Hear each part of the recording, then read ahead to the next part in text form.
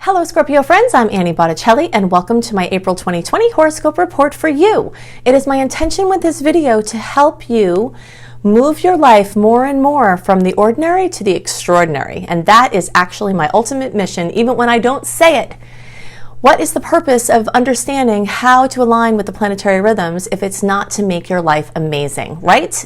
That's how I look at it. So what I'm intending to do is to tell you the things, astrologically speaking, that knowing them can really help you to use the energies to your benefit to make your life better. I'm going to talk about some important dates to note and some phases of experience that we're moving through as far as the retrograde status and how to align your efforts with that rhythm to cut out unnecessary drama and stress and to jump on the surfboard, cruising your way through the transits that we have coming and having a good time doing it. Okay, so the first thing I want to talk about is how April is this magical little bubble suspended midway between the eclipses that were at the end of last year and the beginning of 2020 and the eclipses that are coming in June and July. We have 3 eclipses in June and July, and they are going to be big life changers for many people. And the last set of eclipses were also big life changers for many people. We're going to have our dramatic conclusion of the Cancer-Capricorn polarity that's been at play for a couple of years. So a lot of things are wrapping up in this cycle. April is one of these moments, this bubble that's kind of weightlessly sitting in between the biggest drama and the biggest activity of the eclipse points.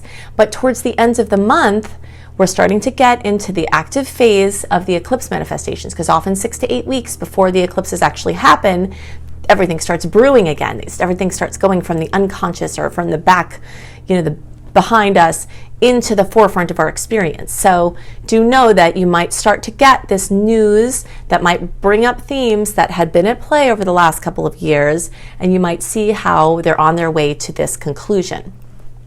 We're also suspended weightlessly in between these retrograde energies, okay? So we just had Mercury retrograde, and then the post-shadow period ended at the end of March.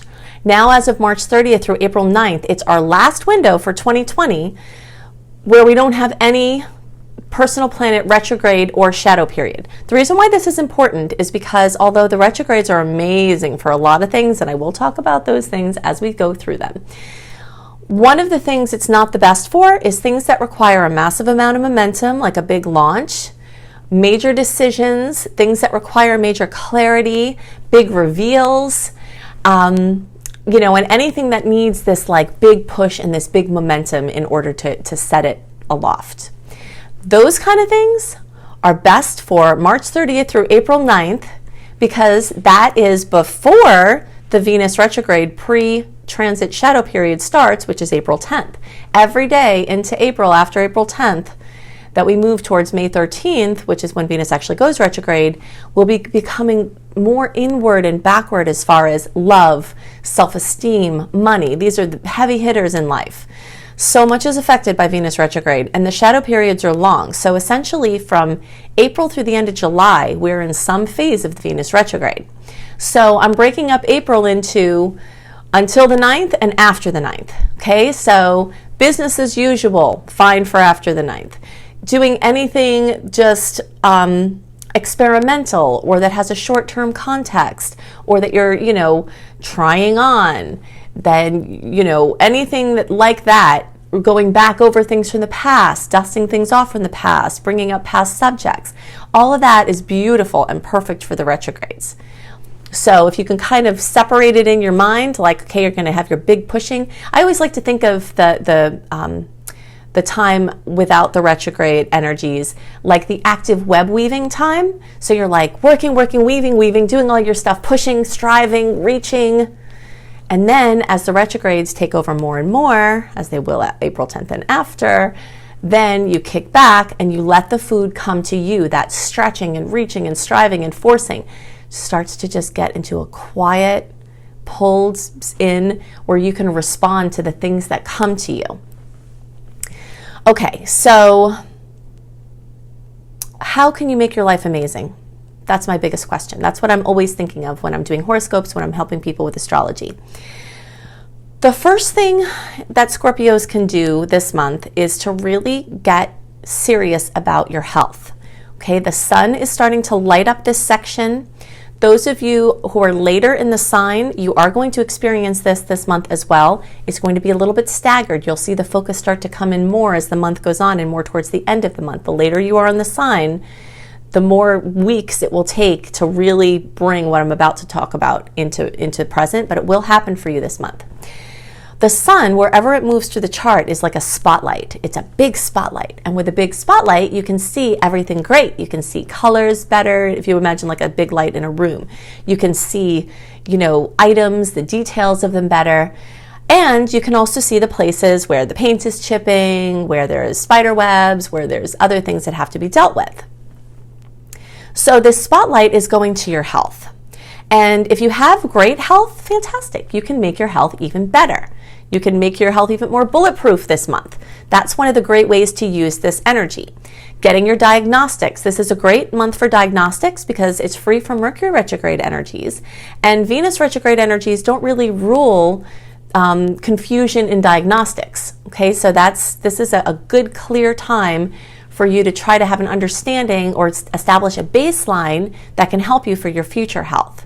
If you have to take any actions like changing your diet, changing something with your lifestyle, managing or reducing stress, anything that has to do with things you do every day, supplements, daily practices, this is a time when if you can apply your powerful energy to this arena, it's going to help you make even more impact in this area of your life.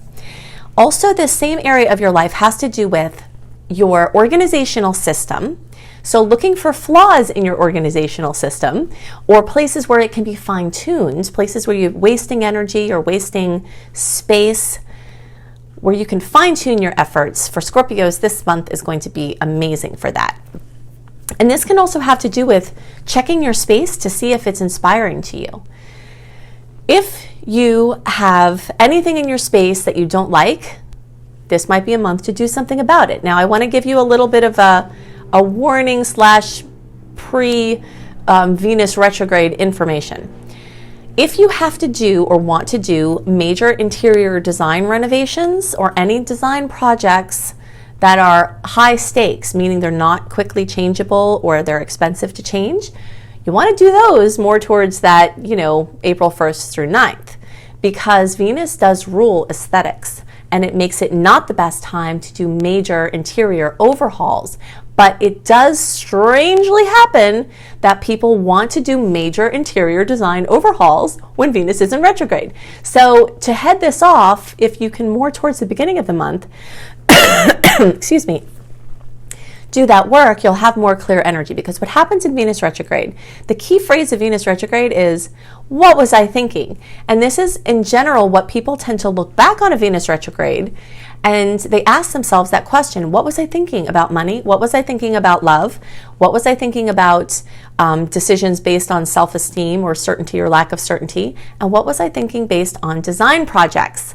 So any of those things, money decisions, relationship decisions, design decisions, you'll have more clarity about that than you will for a long time to come in that earlier part of April. Now, please hear me, little things like if you want to slap some paint on a wall and it's low stakes, you have the money, it's not a big deal, you want to get a couple of throw cushions, you want to spruce up things a little bit in the Venus retrograde, all those things are fine. Don't stress about anything that's low stakes, easy to change. It's just the big, expensive, difficult, hard to change things.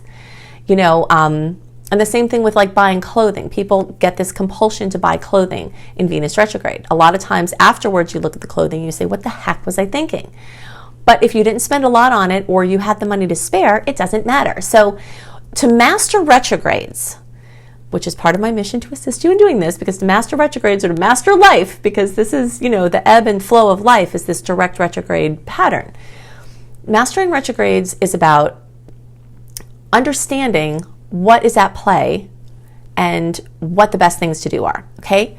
So anything high stakes, you want to buy a whole new wardrobe, you want to, pay an architect to design your house, doing that in the beginning of April, getting it done, getting it designed, set, can help you avoid issues. Now, during the Venus retrograde, you might question and tweak some of the things, but save your high stakes things for the early part of the month and save your low stakes things for the time moving on. Okay, but back to this space. If your space is not inspiring to you, that's a huge problem. And this month is a good month to do something about that, okay? So taking things out that are like yuck, putting a few things in that every time you see them, this painting behind, you see those trees back there? It's a very simple painting. It's one of my favorite things ever. And it's kind of funny because I got a message from somebody that said, where did you get that painting? I think my daughter did that. Turns out that it's the daughter's painting of somebody that saw it on my YouTube channel. And that painting brings me so much joy. It's the Four Seasons. I love it. People may look at it and say, I don't see what's interesting. To me, I smile every time I see it. And what we want to do, and what you want to do this month, is fill your space with the things that make you smile. No matter how random, no matter whatever it is for you, the sun moving through this house wants to set you up for the next whole 12-month cycle to look around and love your space. And from that space, you can create amazing things. You can feel so much better. So that you can see this theme this month for Scorpios is really figuring out what things around you are interfering with your vitality and your joy and putting things in that will add to it. Okay, something else, and actually this is along the same lines, Mars is going to be sprinkling in focus on your home and your living space. Those of you earlier in the sign, you're going to start feeling this right now at the beginning of April. Well, not right now, you're probably listening to this early, but at the beginning of April, earlier placements will feel this.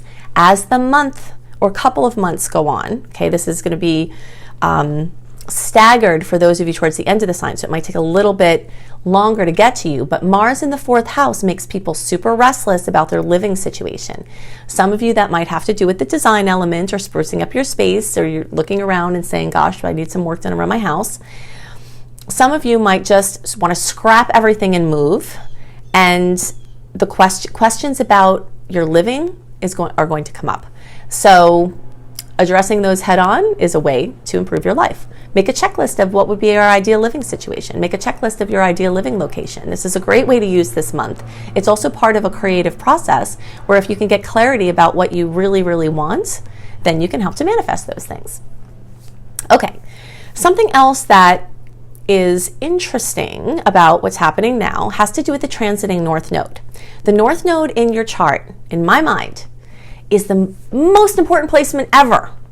The North Node is your areas of highest expression in this lifetime. It's your dharma. It's what you came to do. It's your highest experience. So you can see why I think that's the most important placement, right? So when we look at the North Node in transit, the way that I track this placement is that it's like a map of, all of the stars are a map. And the North Node transit is showing you what areas of life there are clues to your personal highest expression, okay? So for Scorpios, the clues to your highest expression are actually in the house of Scorpio. So everything Scorpio holds a key. And just to give you kind of like a little quick story about how differently Scorpio energy can manifest, okay? Because I have quite a bit of strong Scorpio energy in my chart.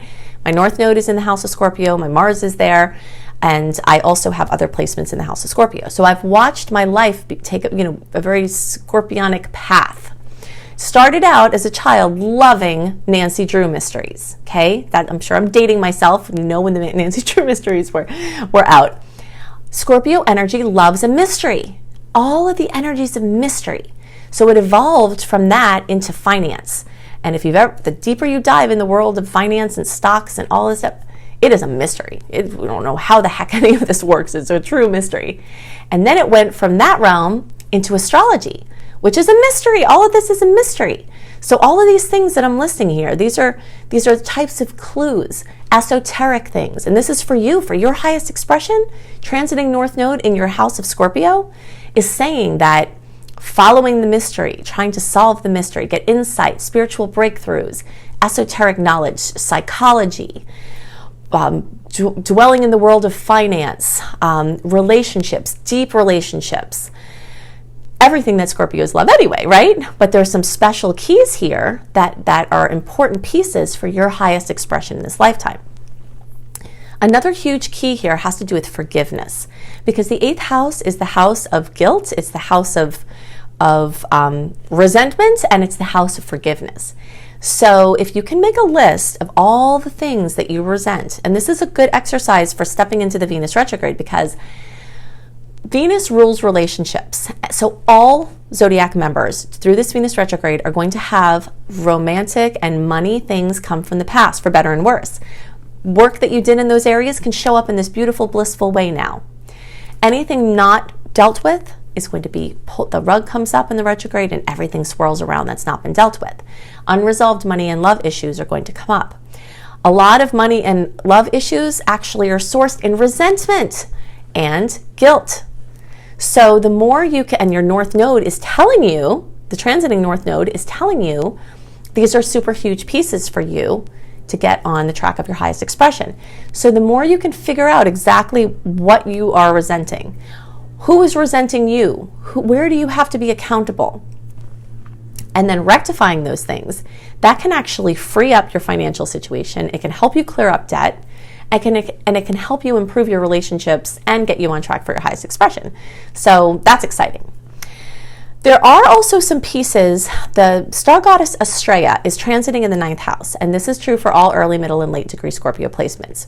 Astrea is a record keeper of justice, and it has to do with the topic of accountability. Okay, so there's a little bit of a link here with what I'm talking about as far as this energy of accountability as it relates to forgiveness. But there's something with you and your connection with spirit that wants some attention from the star goddess Astrea right now, okay?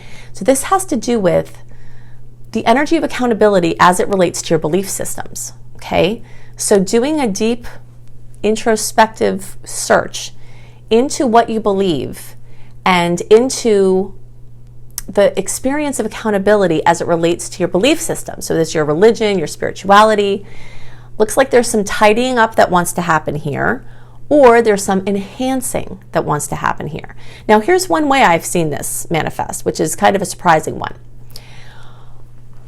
I think that being accountable in our lives is a major spiritual practice, owning what is ours and, you know, not owning the things that are not ours.